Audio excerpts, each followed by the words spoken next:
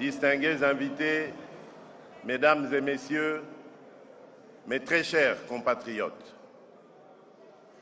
conformément à l'article 77 de notre Constitution, j'ai l'honneur et le devoir de me présenter devant vous, représentant du peuple souverain, pour adresser à la Nation ce message annuel sur l'état de notre pays. Le 20 janvier 2024, au moment où je renouvelais devant la Nation le serment de servir la République démocratique du Congo pour un second mandat, j'ai soumis mon quinquennat au respect de 6 engagements fondamentaux devant notre peuple. Depuis, c'est à la lumière des 10 engagements que se conçoivent jour après jour les orientations majeures de l'action de l'État. C'est donc en toute solennité et pleinement conscient de cette continuité que je m'adresse à vous aujourd'hui pour dresser le bilan de l'année 2025. Cet exercice n'est pas une simple formalité institutionnelle pour moi. C'est un rendez-vous de vérité, de redevabilité et d'espérance. Vérité sur ce que nous avons traversé, vérité sur ce que nous avons accompli, vérité sur ce qui reste à accomplir. Redevabilité envers notre peuple qui a le droit de savoir dans quelle direction va la République. Espérance enfin, parce que malgré les épreuves, nous demeurons debout, résolument tournés vers l'avenir.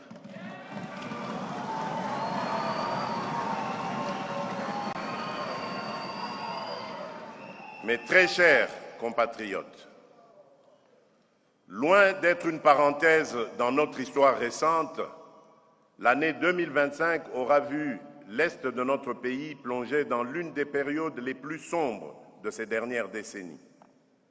Dès les premiers mois, la coalition AFC M23, bénéficiant du soutien direct de l'armée rwandaise, a déclenché une nouvelle offensive d'envergure, s'emparant notamment de Goma et de Bukavu et étendant son emprise de terreur sur de vastes portions des provinces du Nord et du Sud Kivu.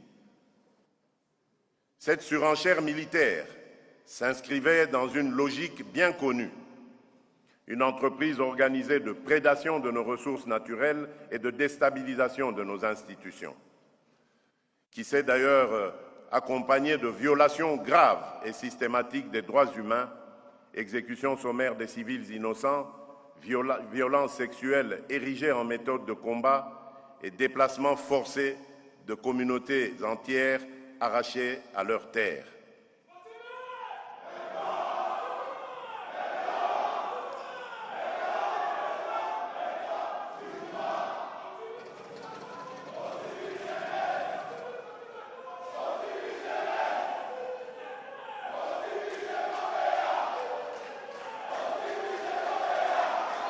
Dans le même temps, d'autres groupes armés ont contribué de répandre la mort et la désolation, en particulier en Ituri, où nos compatriotes demeurent prisonniers d'un cycle de violence attisé par des milices locales et étrangères. Qu'on ne s'y trompe pas, nous ne sommes ni face à un simple conflit communautaire, ni devant une rébellion interne de plus. Il s'agit d'une guerre d'agression par procuration visant à contester notre souveraineté sur un espace hautement stratégique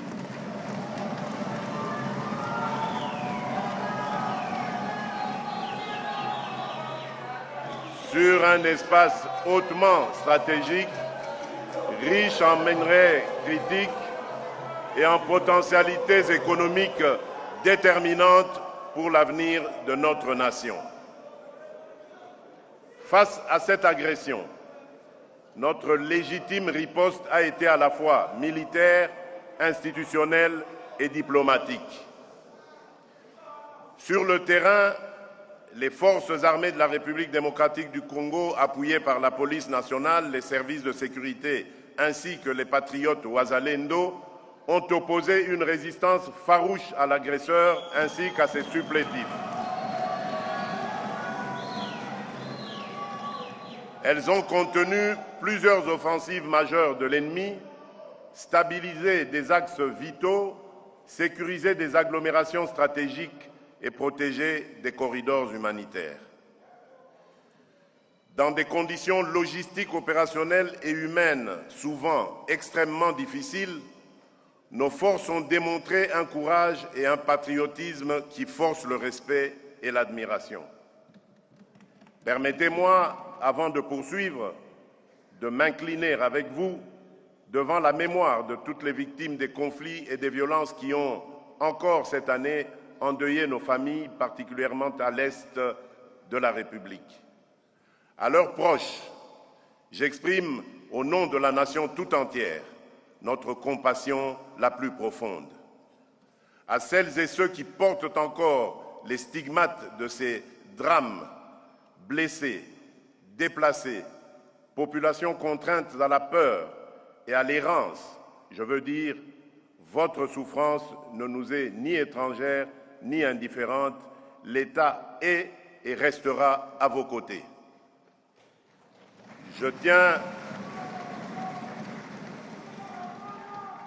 tiens dans le même élan à saluer avec respect et reconnaissance nos forces de défense et de sécurité, ainsi que les patriotes Wazalendo qui, au prix de sacrifices considérables, veillent sur nos frontières et protègent nos communautés. Par leur bravoure, ils incarnent au quotidien la résistance de notre peuple. La République leur est redevable et l'histoire retiendra leur nom et leur engagement.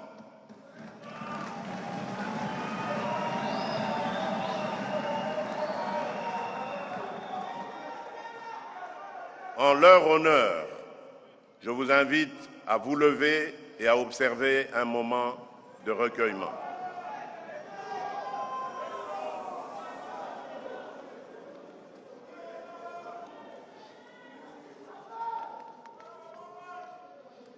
Je vous remercie.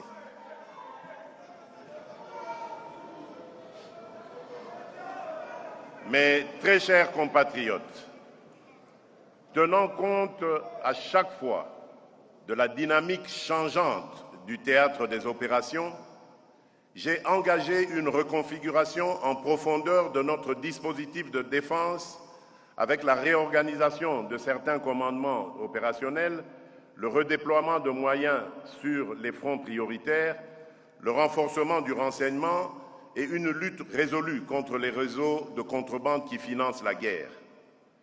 Ces efforts s'accompagnent d'une réforme structurelle du secteur de la sécurité destinée à professionnaliser davantage l'armée, améliorer la condition du soldat, renforcer la discipline et prévenir toute forme d'abus contre les civils.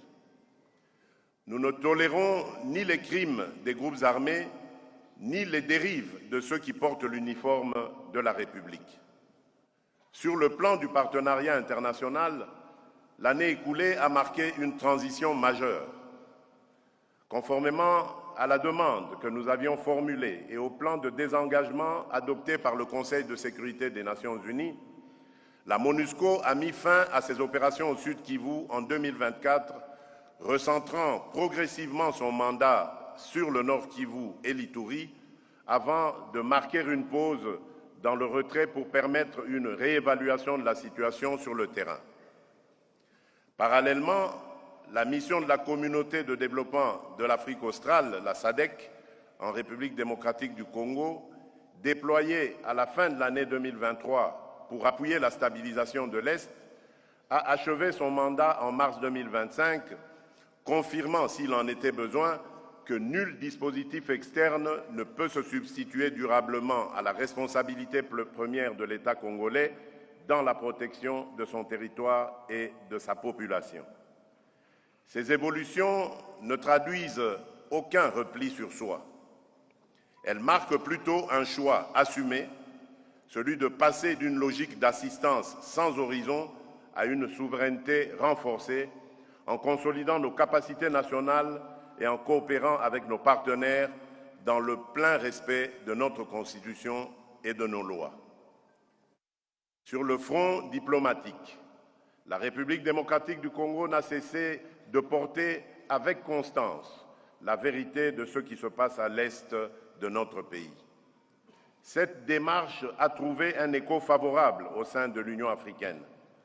Par la voix de son Conseil de paix et de sécurité, l'organisation continentale a dénoncé sans équivoque les exactions de l'AFC M23, des ADF, des FDLR et d'autres groupes armés et a réaffirmé l'exigence du retrait immédiat de toutes les forces étrangères présentes sur notre territoire sans l'accord des autorités légitimes de la République. Au même moment, et pour la première fois depuis le début des agressions répétées contre notre pays, le Conseil de sécurité des Nations unies a adopté la résolution 2773 condamnant explicitement l'agression du Rwanda contre la République démocratique du Congo et exigeant le retrait immédiat et inconditionnel de ces forces de notre territoire. C'est dans ce contexte et avec le sens des responsabilités que commande l'intérêt supérieur de la nation que nous avons engagé 2 séquences diplomatiques exigeantes. D'une part, une déclaration de principe signée en avril 2025, les négociations conduites avec l'appui des États-Unis d'Amérique, du Qatar, de l'Union africaine et d'autres partenaires ont abouti le 27 juin 2025 à la signature à Washington d'un accord de paix entre la République démocratique du Congo et le Rwanda, entré en vigueur à cette date et solennellement entériné au niveau des chefs d'État ce 4 décembre 2025.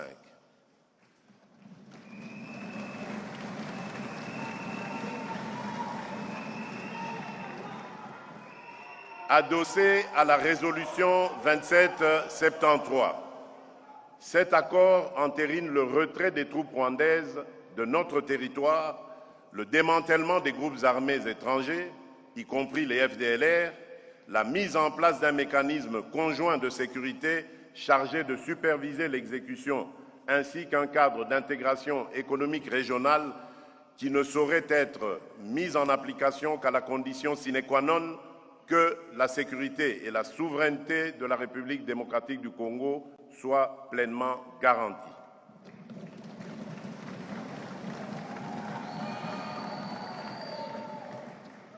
D'autre part, sous la médiation du Qatar et avec l'appui de l'Union africaine, nous avons conclu à Doha, le 15 novembre 2025, un accord cadre entre le gouvernement de la République démocratique du Congo et l'AFC M23 qui fixe les piliers d'un futur accord de paix global et définitif fondé sur le désengagement militaire de l'AFC M23, le cantonnement, le désarmement, la démobilisation et la réintégration ainsi que sur le rétablissement de l'autorité de l'État sur l'ensemble des zones occupées.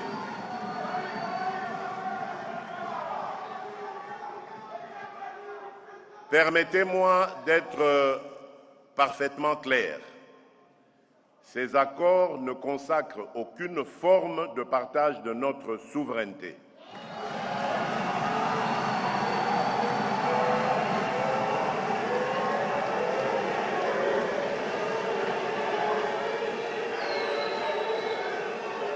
Je disais,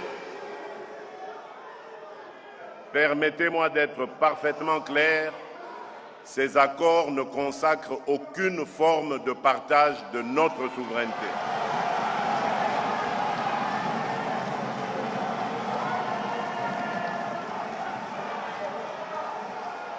Ils ne valident ni les prétentions territoriales de qui que ce soit, ni la mise sous tutelle de nos ressources.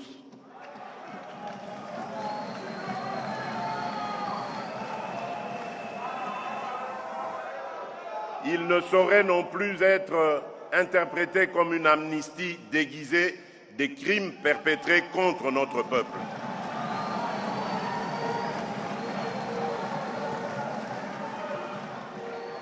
La justice suivra son cours avec rigueur, jusqu'au bout et sans complaisance, afin d'honorer la mémoire de celles et ceux injustement tombés du fait de cette agression.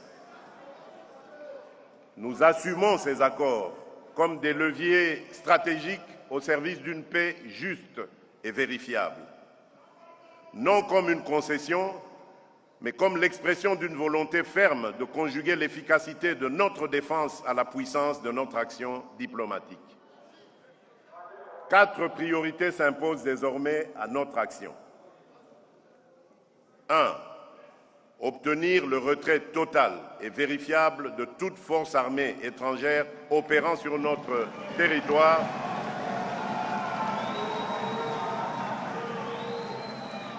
qu'elle soit officielle ou dissimulée derrière des groupes relais.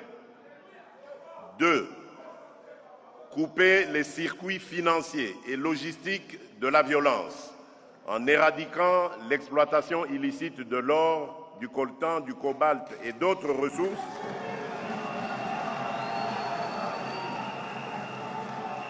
ainsi que la contrebande qui alimente ces réseaux.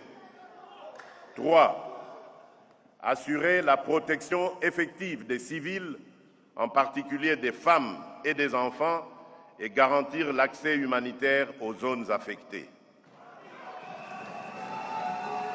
Et enfin, quatrième priorité, ancrer la paix dans la durée, en combinant fermeté sécuritaire, relance du développement local et démarche de réconciliation au plus près des réalités de chaque communauté.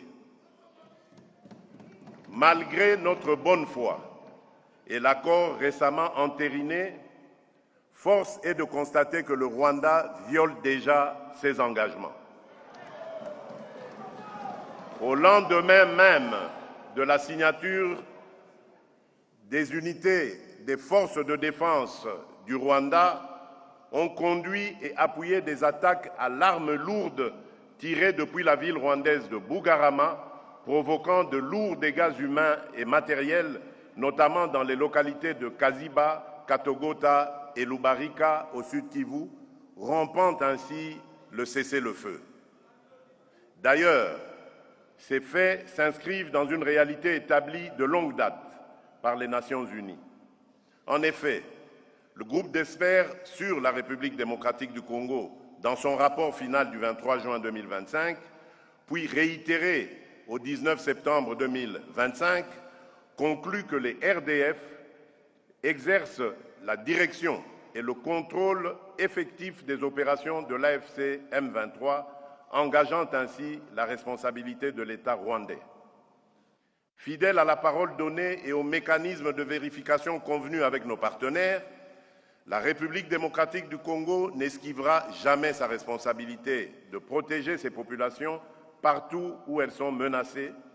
Elle privilégiera la voie diplomatique, mais ne renonce ni à sa souveraineté ni à la sécurité de ses citoyens.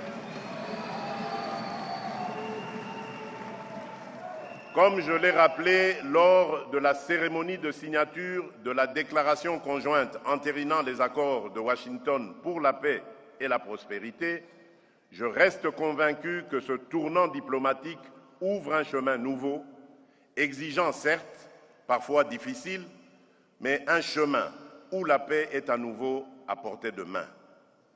La République démocratique du Congo, comme je m'y suis engagé, y prendra toute sa part, avec dignité et constance, aux côtés de ses partenaires. Mais nous resterons vigilants, sans être pessimistes, lucides, mais résolument optimistes. En définitive, la paix véritable ne viendra ni du seul rapport de force militaire, ni des seules signatures diplomatiques. Elle prendra corps dans le quotidien retrouvé, l'État qui revient avec l'école et les centres de santé, les routes qui s'ouvrent à nouveau, les marchés qui reprennent vie, les entreprises locales qui redémarrent et une jeunesse à qui l'on offre des perspectives d'emploi et d'avenir.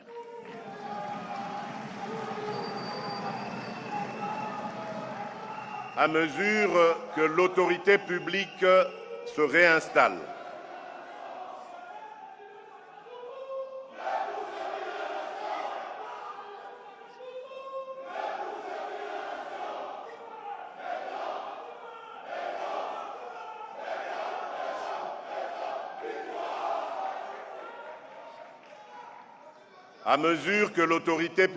se réinstalle, notre cap est sans équivoque. Stabiliser durablement les espaces reconquis et organiser le retour progressif, sûr et digne de nos compatriotes déplacés. La reconstruction de l'Est sera à cet égard l'un des axes les plus déterminants de notre action. Tant qu'un seul village, tant qu'un seul quartier, tant qu'une seule colline de ce pays restera sous la menace des armes illégales, je considérerai que notre tâche n'est pas achevée.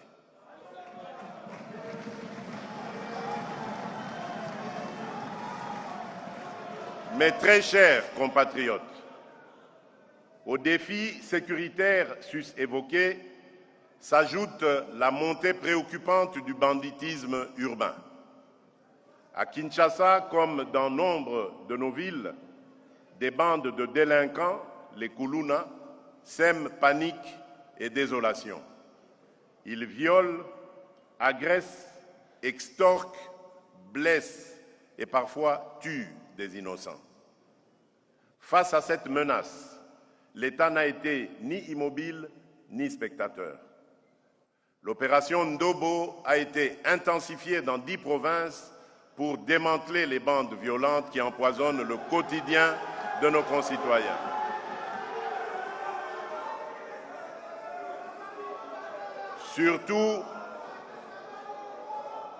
Surtout, nous avons engagé une gouvernance sécuritaire de proximité fondée sur l'écoute des populations et la responsabilisation des autorités locales. Des comités provinciaux et locaux de sécurité sont déployés et vulgarisés de Kinshasa au Congo central, du Haut-Katanga à la Chopo. Plus de 4500 membres, autorités administratives, élus, forces de défense et de sécurité, société civile, ont déjà été formés pour élaborer dans chaque entité des plans de sécurité adaptés aux menaces du terrain. Afin de doter la police nationale des moyens de sa mission, j'ai promulgué le 1er juillet 2025 la loi de programmation de la réforme policière pour 2026 à 2030. Elle prévoit sur 5 ans l'acquisition d'équipements adaptés, le recrutement et la formation de 90 000 nouveaux policiers, la mise à la retraite progressive de 10 000 agents et un vaste programme de construction et de réhabilitation d'infrastructures. Dans ce cadre, 700 nouvelles recrues suivent déjà leur formation à Kassangoulou, au Congo central, tandis que l'école de police de Kapalata dans la province de la Chopo, réhabilitée et portée à 2000 apprenants, s'apprête à accueillir de nouvelles promotions. Simultanément, nous avons poursuivi l'équipement en moyens de mobilité de l'ensemble des services, police nationale, Agence nationale de renseignement, Direction générale des migrations, Commission permanente des frontières, mécanisme gouvernemental de sécurité. Les administrateurs de territoire sont dotés de véhicules de fonction pour que l'autorité de l'État soit présente, active et réactive là où vivent nos compatriotes. Honorables députés nationaux et sénateurs, Mesdames et Messieurs, la stabilité de notre pays repose sur la paix au sein de chacune de nos communautés. C'est le sens de l'attention particulière portée aux affaires coutumières. Des audiences foraines ont été organisées. Des campagnes de médiation et de réconciliation ont été menées au Sud Kivu, au Mai-Ndombe, dans la Chopo, au Tanganyika, qui ont permis de résoudre de nombreux différends, de pacifier des zones entières et de favoriser le retour des déplacés.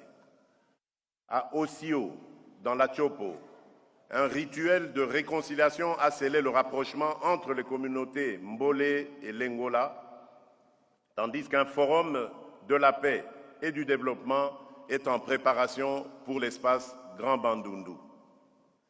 Par ailleurs, la certification des entités coutumières, la reconnaissance à titre pilote de plus de 350 chefs coutumiers dans le Haut-Ouélé, ainsi que le lancement d'un cadre de concertation multi-acteurs pour la mise en œuvre de la loi relative à la protection des peuples autochtones pygmées, traduisent notre volonté de réguler ce secteur sensible, de garantir les droits des communautés et de renforcer l'autorité de l'État sur l'ensemble du territoire sans renier nos traditions. Ainsi, dans la douleur d'une agression injuste, mais avec détermination, nous reconstruisons un appareil sécuritaire plus professionnel, plus proche du citoyen, mieux encadré et plus respectueux des droits humains. Nous voulons qu'aucune parcelle du territoire national ne soit abandonnée au désordre, à la loi des armes ou à l'arbitraire. Enfin, garantir la sécurité, c'est aussi mieux connaître celles et ceux que nous protégeons. Après des décennies de tentatives avortées, nous avons remis sur les rails le processus d'identification nationale. L'Office national d'identification de la population, l'ONIP, se prépare avec un budget stabilisé dès 2026 à lancer des opérations de collecte des données en mutualisant les acquis de la Commission électorale nationale indépendante. Les kits et les données d'enrôlement seront transférés à l'ONIP, de sorte que les électeurs enrôlés, dont les données biométriques seront mises à jour, bien sûr, puissent être les premiers à recevoir une carte d'identité nationale sécurisée.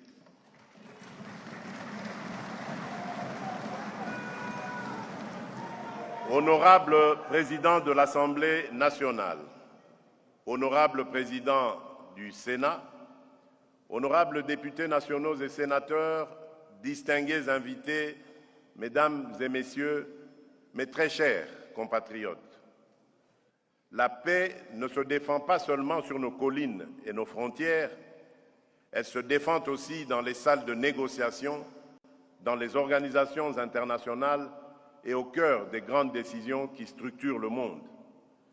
À ce titre, 2025 a vu se confirmer une réalité désormais incontestable. La voix de la République démocratique du Congo compte à nouveau dans le concert des nations.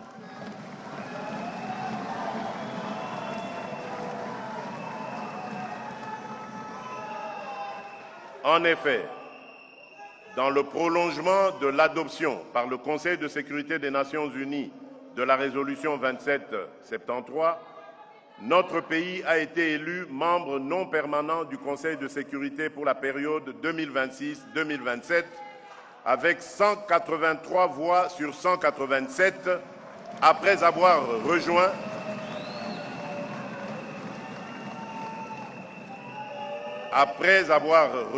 quelques mois auparavant le Conseil des droits de l'homme à Genève et accéder à la vice-présidence de la 80e session de l'Assemblée générale des Nations unies. Au plan régional, la République démocratique du Congo a pris en novembre 2025 la présidence de la Conférence internationale sur la région des Grands Lacs, la CIRGL. À l'issue du 9e sommet ordinaire tenu ici même à Kinshasa avec pour mandat de relancer la mise en œuvre du cadre de paix, de sécurité et de coopération pour notre pays et pour la région. Ces responsabilités attestent que la République démocratique du Congo s'affirme désormais comme une puissance d'influence et de proposition, appelé à peser sur les décisions majeures qui façonnent la paix, la sécurité, les droits humains et le développement en Afrique comme à l'échelle mondiale. Notre diplomatie régionale s'est également intensifiée au sein de la SADC, de la CEEAC et de l'EAC, du COMESA et de la ZLECAf. Partout, nous affirmons une ligne claire. La paix dans les Grands Lacs est la condition non négociable de la prospérité du continent, une paix fondée sur la justice, portée par la vérité et garantie par le respect de notre souveraineté. Par ailleurs, notre diplomatie n'a pas été seulement défensive, elle a été également offensive et proactive pour diversifier nos partenariats et inscrire la République démocratique du Congo dans les grandes dynamiques de ce siècle. Ainsi, nous avons poursuivi un redéploiement géostratégique vers de nouveaux espaces de coopération. En Amérique latine, des missions interministérielles en Uruguay, en Argentine et au Brésil ont permis de conclure des accords opérationnels dans la défense, l'agriculture, la culture et les technologies, ouvrant à notre pays des marchés et des transferts de compétences jusqu'ici peu exploités. En Afrique, nous avons relancé une relation stratégique avec l'Éthiopie, notamment autour de la transition énergétique et des grands ouvrages hydroélectriques, dans une logique assumée de coopération sud-sud. Au Moyen-Orient, nous avons consolidé nos liens d'amitié avec l'État d'Israël, les Émirats arabes unis et le Qatar, dans une dynamique d'ouverture équilibrée, d'investissement, d'innovation et de sécurité. En Asie du Sud-Est, nous avons approfondi nos partenariats avec l'Indonésie et le Vietnam, afin de diversifier nos chaînes de valeur et d'accélérer les coopérations industrielles et technologiques. En Europe et en Asie centrale, nous avons ouvert de nouveaux horizons de coopération avec la Serbie, la Hongrie et le Kazakhstan pour développer des projets conjoints dans l'industrialisation, les infrastructures, l'agro-industrie et la logistique. À titre d'illustration, lors de la récente visite à Kinshasa de Son Altesse l'émir du Qatar, 6 accords structurants ont été conclus touchant au développement des infrastructures portuaires, à la coopération juridique, à l'exemption réciproque de visas pour certaines catégories, à l'appui humanitaire multisectoriel, à la promotion de la jeunesse et des sports, ainsi qu'à la consultation politique régulière. Ces instruments juridiques produiront des effets concrets sur notre économie, le fonctionnement de la justice, la mobilité des personnes, le renforcement de nos services sociaux et l'efficacité de notre action diplomatique. Dans le même esprit, en marge de la signature de la déclaration conjointe entérinant les accords de Washington pour la paix et la prospérité entre la République démocratique du Congo et le Rwanda, un autre tournant diplomatique majeur a été franchi avec les États-Unis d'Amérique. En effet, sous ma conduite, notre pays a conclu avec Washington un accord économique stratégique ainsi qu'un mémorandum d'entente sécuritaire consacrant un approfondissement sans précédent d'un partenariat fondé sur la confiance, la transparence et la convergence de nos intérêts.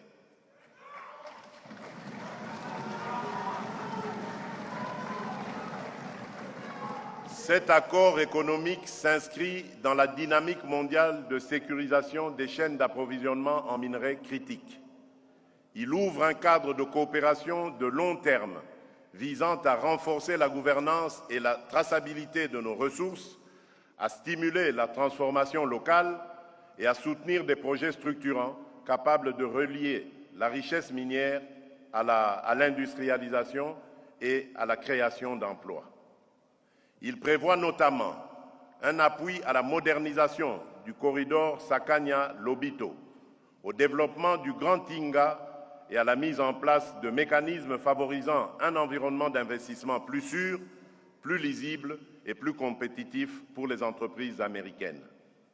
D'autre part, le mémorandum d'entente en matière de sécurité renforce la coopération dans la protection des infrastructures critiques, l'amélioration de nos capacités de défense et de renseignement et la lutte contre les trafics transfrontaliers, notamment ceux liés à l'exploitation illicite des minerais.